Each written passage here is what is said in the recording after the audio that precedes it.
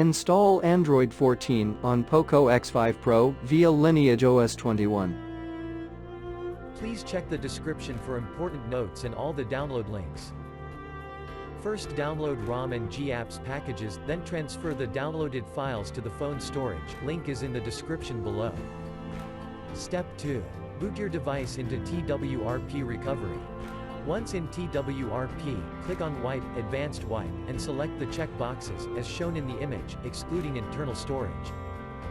Step 4. Swipe the button to wipe the device. Step 5.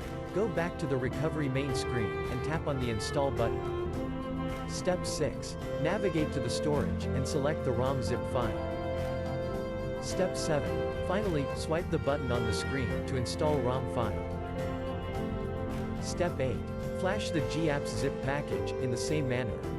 Step 9. After GApps flashing completes, select Wipe Cache and Dalvik from bottom left side of screen, and swipe to wipe. Step 10. When the flashing process is complete, hit Reboot System.